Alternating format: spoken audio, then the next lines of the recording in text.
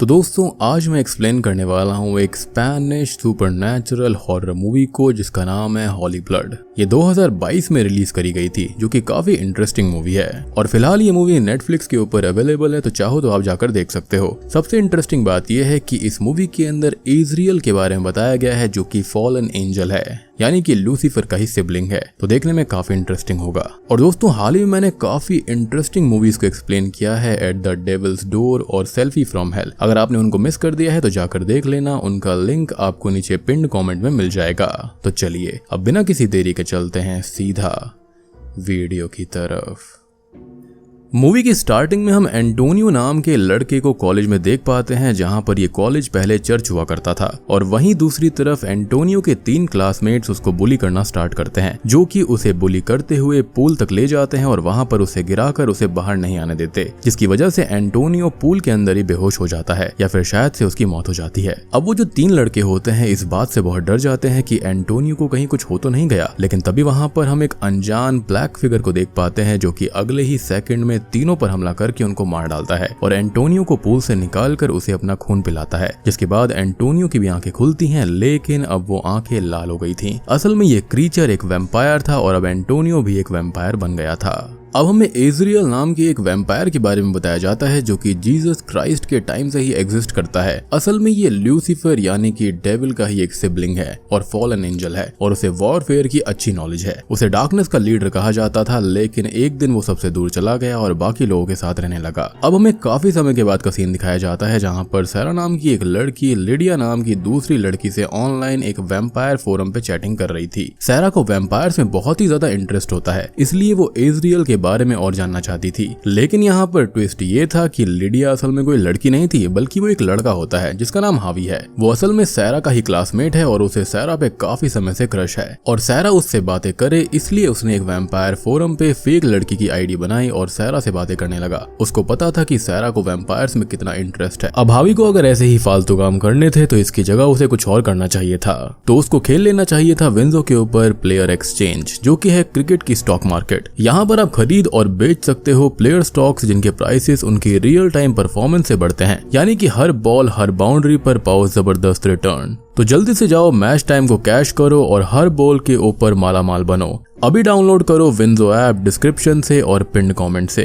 अब आगे चैटिंग करते हुए अचानक से ही हावी के डैड उसके रूम में आ जाते हैं, जिसके बाद में वो अपने रूम से बाहर चला जाता है और उसके डैड देखते हैं कि हावी के लैपटॉप के ऊपर एक लड़की की आईडी है और उसके स्क्रीन पर 3 लड़कों के एरोटिक लुक्स वाले फोटोज थे, जिससे कि उसके डैड को ये लगता है कि शायद से उनका लड़का LGBTQ कम्युनिटी का हो सकता है। एनीवेज अब मूवी आगे बढ़ती है और हम डिएगो नाम के एक दूसरे कैरेक्टर से इंट्रोड्यूस होते हैं जो कि हावी और सैरा का ही क्लासमेट था और उसका वैम्पायर रिलेटेड एक यूट्यूब चैनल भी था, जहां पर डिएगो वैम्पायर्स की बातें करता ही था, लेकिन उसका मेन मकसद था वैम्पायर को ढूंढ कर मारना और स्पेशली इजराइल को, क्योंकि 1984 में उसकी वजह से ही उन 3 बुली बच्चों की मौत हुई थी। और हाल ही में एक और लड़के के मिसिंग होने की न्यूज सामने आई थी, जिसका रीजन डिएगो इजराइल को ही समझ रहा था। अब यहाँ पर मैं क्लियर कर दूं कि सब लोग यही समझ रहे थे कि एंटोनियो ही इजराइल है और वही ये सब कर रहा था, लेकिन एंटोनियो सिर्फ एक नॉर्मल वैम्पायर था। अब आगे कॉलेज में हमको पता चलता है कि मनु नाम का एक दूसरा लड़का जो कि सैरा का क्लासमेट था, उसे भी सैरा के ऊपर क्रश है। वो सैरा को डेट के लिए प्रपोज करता है, लेकिन सैरा की फ्रेंड कार्मेन उसका मजाक उड़ाकर उसको भगा देती है। अब इसका गुस्सा मनु डिएगो पर जाके उतारने लगता है और सैरा उसे रोकने की कोशिश करती है, पर जैसे ही हावी डिएगो के लिए स्टैंड लेता है मनु उसको छोड़ देता है और ये बात सैरा को इम्प्रेस करती है।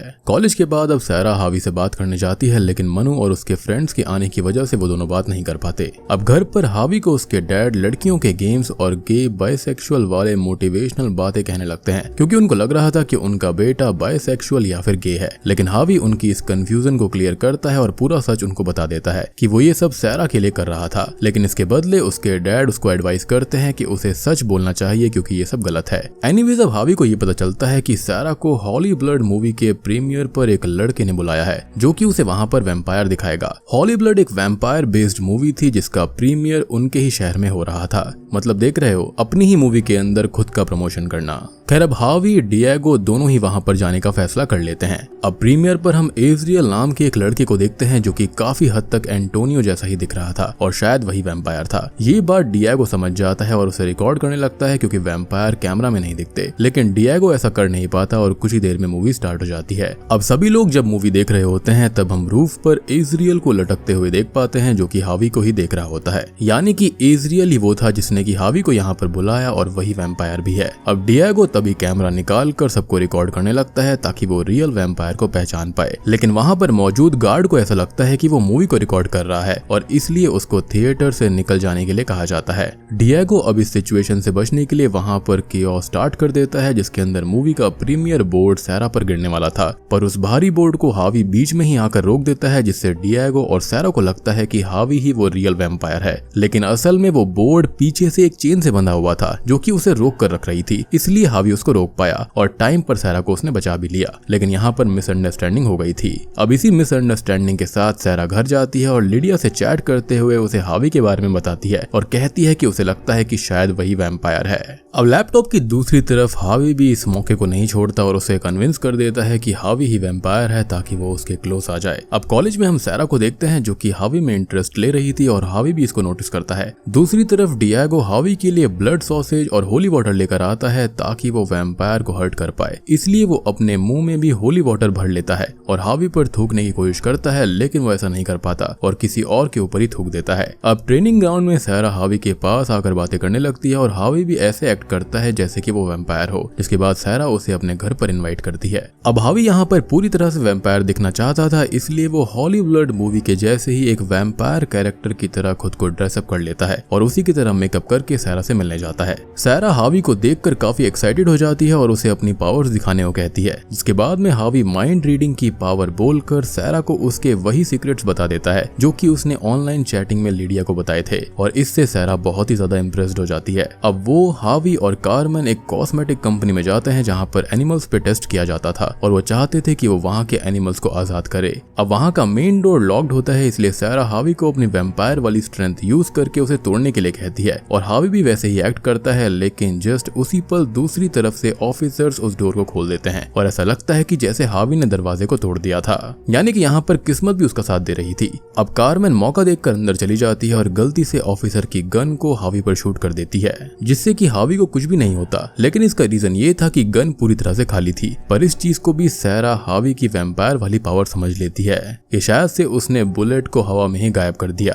खैर अब यहाँ से तीनों को भागना पड़ता है, जिसके बाद में ये हावी के घर पर जाते हैं और वहाँ पर सैरा हावी के डैड से मिलती है। अब हावी के डैड सैरा को अपने नाम फर्नांडो बताते हैं और अपने आप को हावी के डैड की तरह इंट्रोड्यूस करते हैं, लेकिन हावी इसे कट करते हुए कहता है कि फर्नांडो उसके डैड नहीं है, बल्कि वो भी एक वैम्पायर ही है जिसे हावी ने ही वैम्पायर बनाया था और किसी को शक ना हो इसलिए वो सबको उन्हें अपना डैड बताता है। अब उसके डैड को भी पता चल जाता है कि ये वही लड़की है जिसको हावी प्यार करता है, इसलिए वो भी उसके एक्ट को सपोर्ट करते हुए वैम्पायर्स की तरह बातें करने लगता है, जिससे कि सैरा को हावी और फर्नांडो का ये सीक्रेट काफी इंटरेस्टिंग लगता है और उसके बाद दोनों वहां से चले जाते हैं। अब यहाँ पर हम एज अ व्यूअर कई सीन्स के अंदर एजरियल को देखते हैं जो कि हावी और सैरा के ऊपर नजर रख रहा होता है। अब अगले दिन स्कूल के अंदर एजरियल भी आता है और हावी और सैरा काफी क्लोज आ जाते हैं, जहाँ पर दोनों एक दूसरे को किस भी करते हैं, जिससे कि वहाँ पर खड़े सभी लोग शॉक्ड हो जाते हैं। लेकिन मनु इसकी वजह से उस पर काफी गुस्सा होता है और सैरा यहाँ पर गुस्सा करते हुए ये कहती है कि हावी सिर्फ मेरी वजह से ही शांत है, वरना वो तुम्हारी बहुत बुरी हालत कर देता।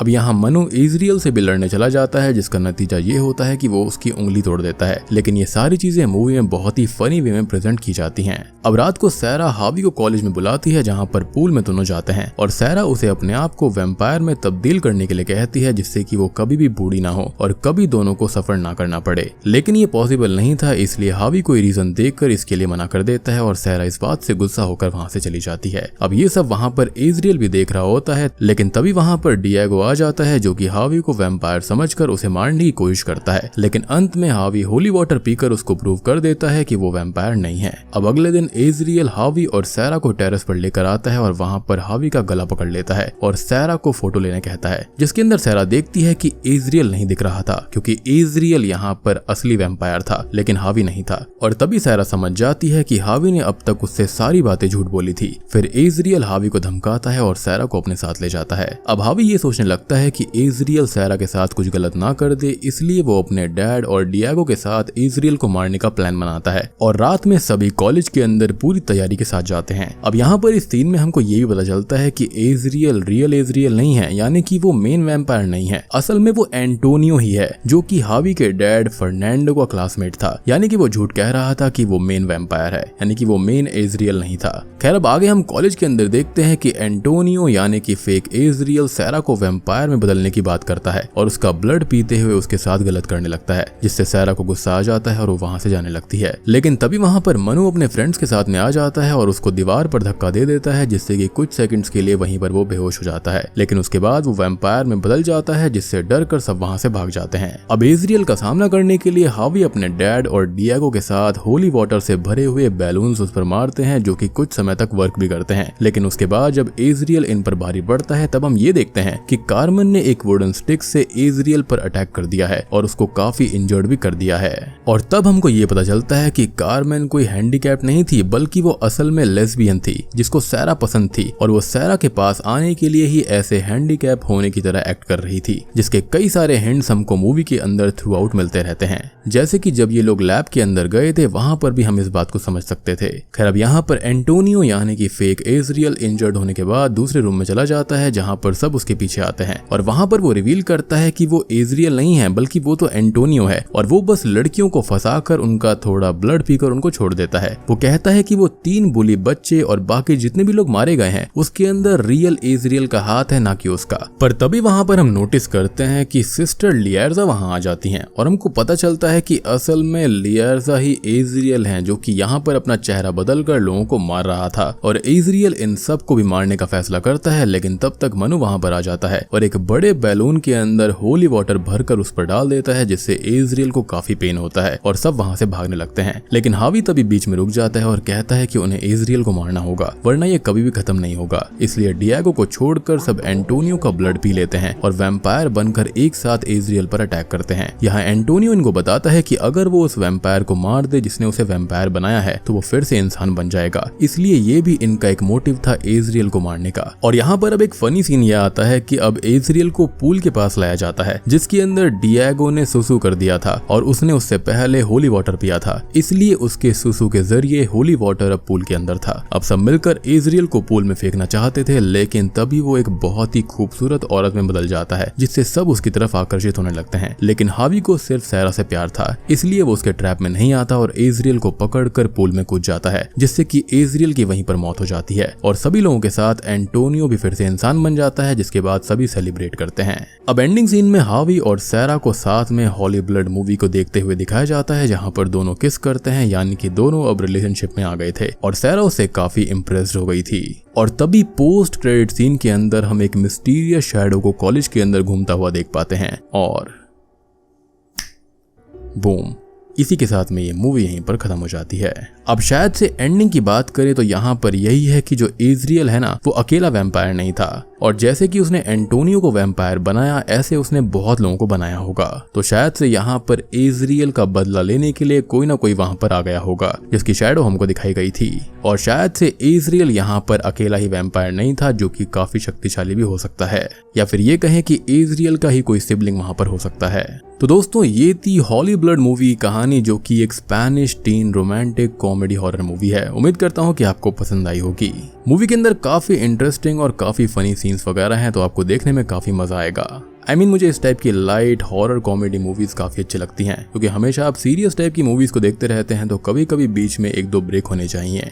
और यहाँ पर अच्छी चीज ये है कि इन्होंने इजराइल यानी कि लूसीफर के सिबलिंग का भी रेफरेंस दिया है, जो कि काफी इंटरेस्टिंग चीज है। तो वीडियो पसंद आई हो तो लाइक कर देना, चैनल के ऊपर नए हैं तो सब्सक्राइब कर लीजिए। तो मैं आप सबको मिलता हूँ अगली वीडियो के साथ में, तब तक के लिए